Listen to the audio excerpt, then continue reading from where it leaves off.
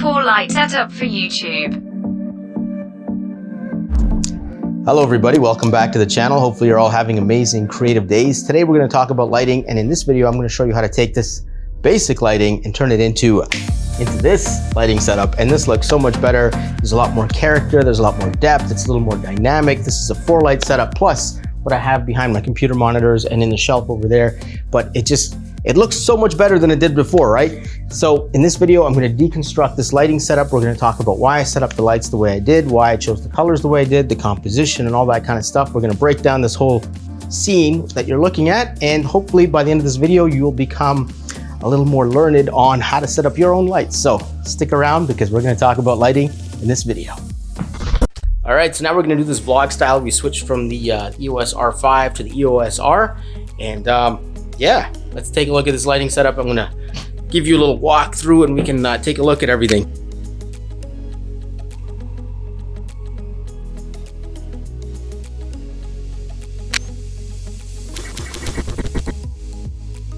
All right, so here's a basic diagram of what I set up in terms of the lighting, so you can see where everything is set up overhead, and you can kind of get an idea of what I'm going to be talking about and showing you here.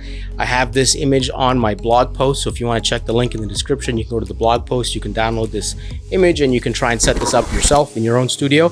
So that's there for you. You're welcome, enjoy it. And now let's take a look at this. All right, so light number one, we have here mounted on the EOS R on a cage. We have a flash bracket and the light is up here, and notice how it's not directly on top of the camera. It's up and what would have been to my left when I was sitting in the chair.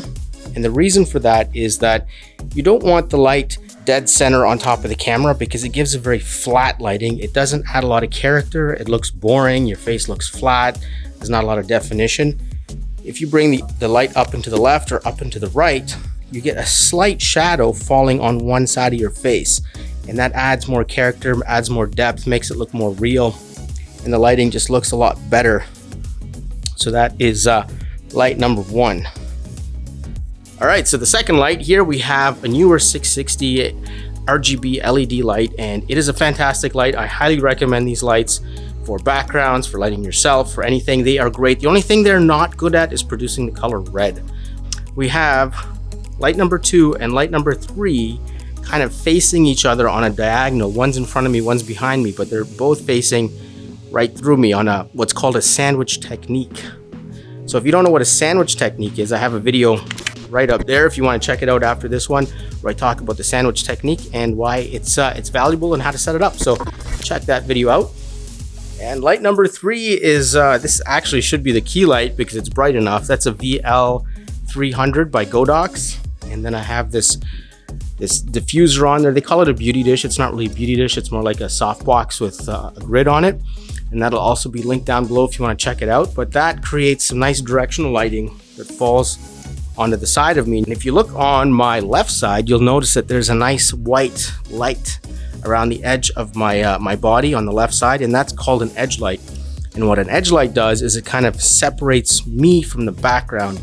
So I don't turn into like a dark shadow and then the background's a shadow and it all kind of fades together. Plus it also creates a nice edge light on the chair, as you can see here. So that's the only purpose of that edge light, hair light, whatever you want to call it. But that's the other side of the sandwich. All right, so let's go to the fourth light. So notice this is a nice blue light, right? And if we go here behind this softbox, there's another Neewer 660 in the background here casting light on this shelf. Because I didn't want the shelf to be all dark, and this light color matches the other Neewer 660, and it was just hidden behind this softbox. So there you go. Light that just kicks some light onto the background to add a little more visual interest. Then of course, then there's the light in the shelf. You know, there's a LifeX bulb there and some Christmas lights and stuff like that. But yeah, that's just the background. That's just for extra visual effect. And that is the basic 4-light setup here.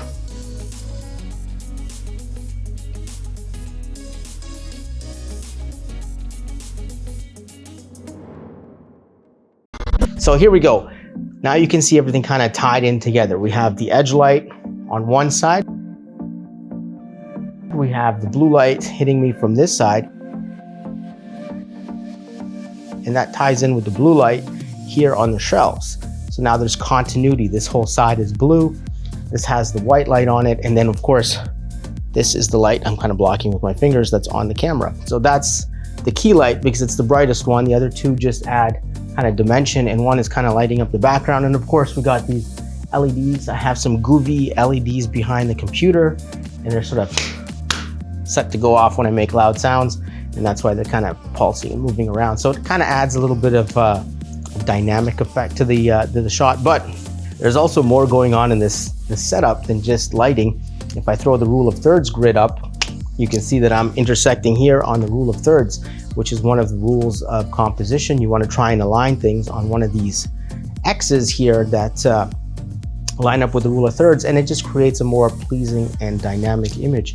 And if you don't know about the rule of thirds, stick around because I'm going to be making a video talking about what the rule of thirds is and how you can use it to your benefit when you're composing photos or videos. So that's one thing that's going on here. Another thing, and it's kind of, this is a little bit of a stretch, but we have all these lines in the shelves. See how they're all going kind of horizontal and they're all kind of pointing towards me?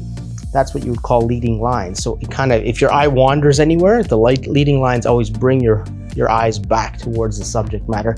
And that's another trick you can use in composition as well. So hopefully that enlightens you a little bit, gives you some ideas for your own lighting setups for your YouTube channel. All right, now let's get a little crazy with the cheese whiz. We're just gonna roll the camera over here. We got the whole tripod on wheels.